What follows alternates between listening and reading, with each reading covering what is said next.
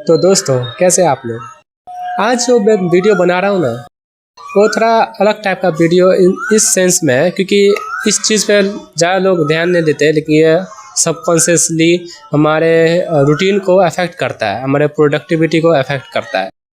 तो वो चीज़ है कि हम फ्री टाइम में हमें क्या करना चाहिए, क्योंकि ज़्यादातर लोग के दिमाग में ये कंसेप्ट रहता है कि फ्री टाइम में ऐसा होता है कि हम यूट्यूब शॉर्ट्स देखें, कोई मूवी देखें। तो ये सब रहता है यूजली लोगों के बीच में, एक एवरेज आदमी के बीच में जो कंसेप्ट रहता है ना फ्री टाइम में क्या करना चाहिए, वो ये रहता है। क्योंकि तुम थक के आते हो तो तुमको कुछ ऐसा करने का मन करेगा ना जो तुमको भाई एनर्जाइज करे, अंदर से एनर्जाइज करे। तो लोग जो है अपने आप को अच्छा महसूस कराने के लिए हाई डोपामेटिक एक्टिविटीज़ करते हैं, जैसे कि हो गया यूट्यूब चलाना, इंस्टा चलाना या मूवी देखना।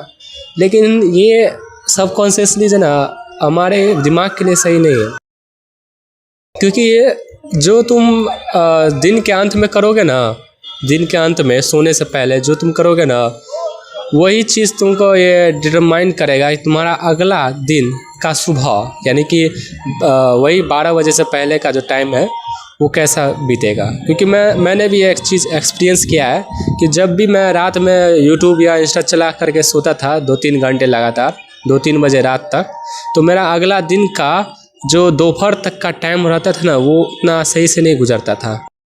लेकिन जैसे ही मैंने इस चीज़ को 4 चीज़ों से रिप्लेस किया, वैसे ही मेरा अगला दिन भी ज़्यादा प्रोडक्टिव होने लग गया।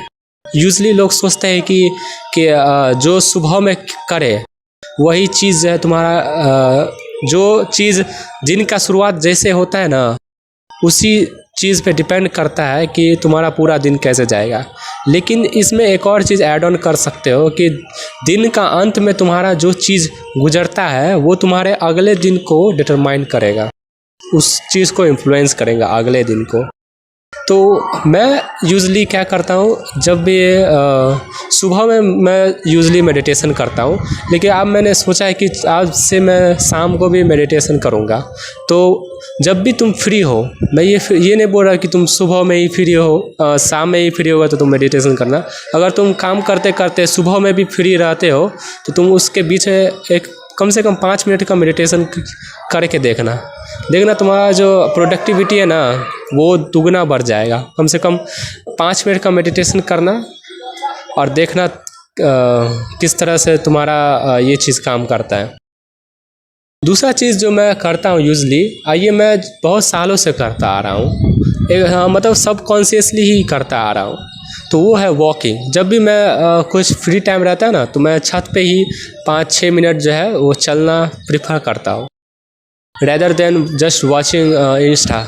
जैसे बहुत सारे लड़कों का ये वो रूटीन बना हुआ है कि जब भी पढ़ते पढ़ते जो है ना, जब भी बोर हो जाते हैं तो वो सोचते कि फ्री टाइम में क्या करें, तो वो जो है थोड़ा देर इंस्टा चला लेते हैं या फिर यूट्यूब चला लेते हैं।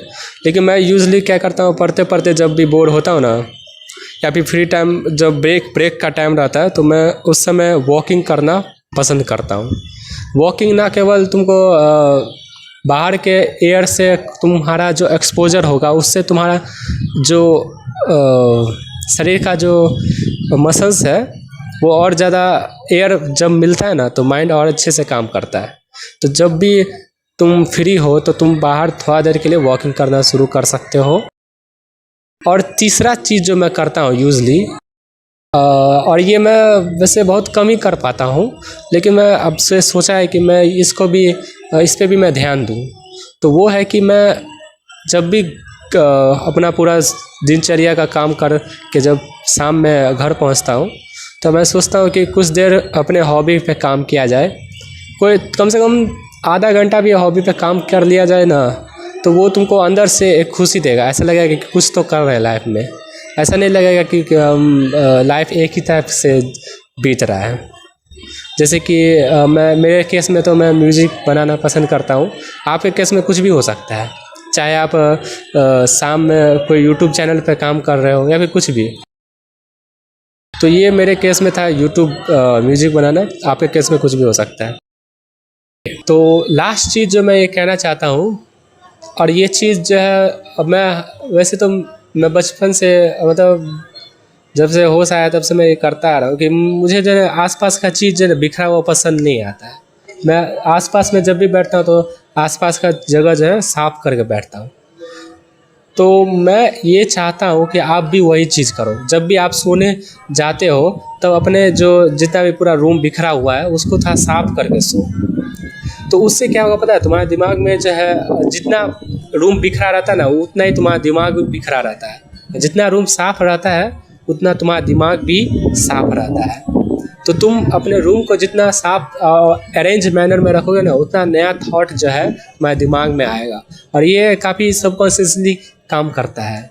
तो ये 4 चीज़ें अगर आप कर लेते हो अपने फ्री टाइम में, मैं ये नहीं बोल रहा कि आप ये बस यही 4 चीज़ करो, आपको जो अच्छा लगे वो कर सकते हो, लेकिन बस ये ध्यान रखना कि वो आपके दिमाग को भी इनडायरेक्टली और या डायरेक्टली तुमको बूस्ट दे रहा हो।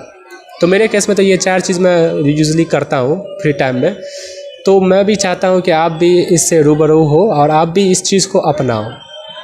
तो बस इतना ही कहना था आज के लिए। तो आज का ये वीडियो इतना ही ख़त्म होता है।